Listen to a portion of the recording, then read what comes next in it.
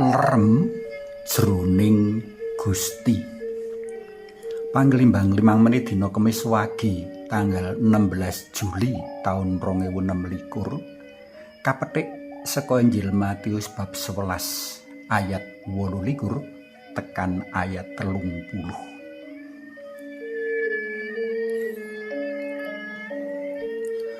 Ana sawijining crita menawa rikala Gusti Yesus isih dadi blandhong, panjenengane kondhang minangka tukang gawe angkul sing paling becik sak kukuban Galilea.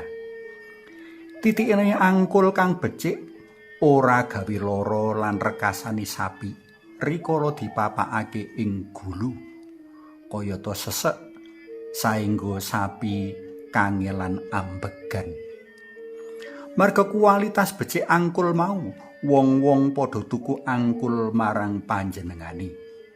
Ora angel nggoleki daleme Gusti Yesus, jer ing dhuwur lawang krengsingane ana tulisan angkulku pancen pas.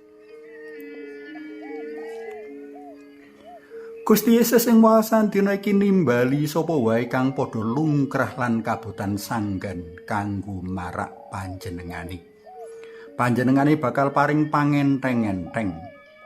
Padha sewano marang aku kowe kabeh kang lungkrah lan kabotan sanggan. Aku bakal paring pangenteng-enteng.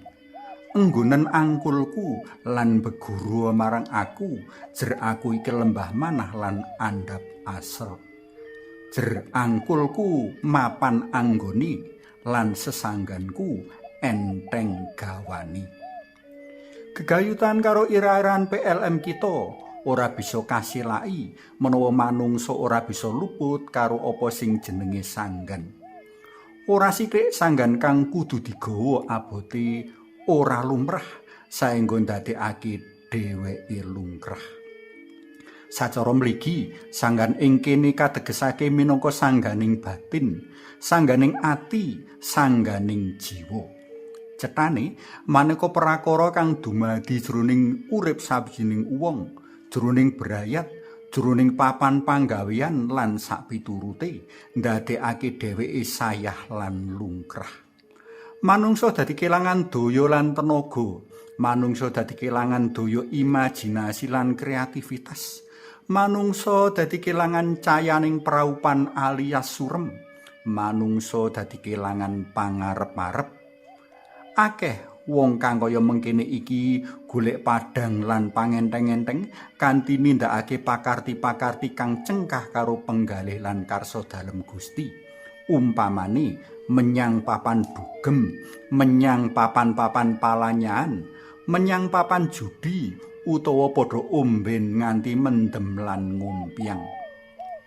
Marang wong-wong kaya mengkene iki mligine sarta wong kang isih lumaku ing dalan prayoga sumrambahe, ulem Gusti kanggo sowan panjenengane katujokake.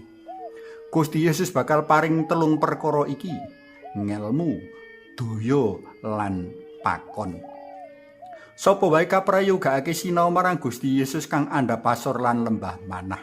Kanthi sikap kaya mengkono mau, sanggan dadi rinasa enteng jalaran ora ana kang sambat lan gresula. Gusti bakal paring daya kekuatan, panjenengane bakal ngewang-ewangi anggone nyangga gawan. Wekasan pakon prayoga. Sinebut pakon prayoga jalaran pakon mau ndadekake kang nuhuni bisa geguyuban reroyongan kanggo nggawa sanggan. Para tresna PLM kinasih, suwan Gusti bisa katindakake kanthi maneka warna cara. Maos maneges sabda dalem Gusti, ngguyupi patemon kegiatan rohani lingkungan, nglodhangake wektu kanggo tetirah kayata retret rekoleksi utawa nglodhangake wektu sedhela kanggo lerem jenjem ing ngarsa dalem Gusti. Siji meneh kang paling wigati kanggo sowan ngangsu kawruh sarta nyuwun daya kekuatan panganteng-entenging sanggan nderek mis suci.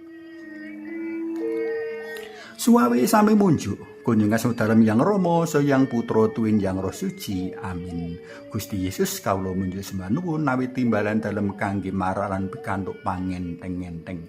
Sinau dumateng paduka mugi kawula ugi boten namung nyuwun pangenteng-enteng kemawon nanging ugi peduli dumateng sesami ingkang nembe kawrataning sanggan. Amin. Kunjungan dalem yang Rama, sayang Putra tuwin yang Roh Suci. Amin.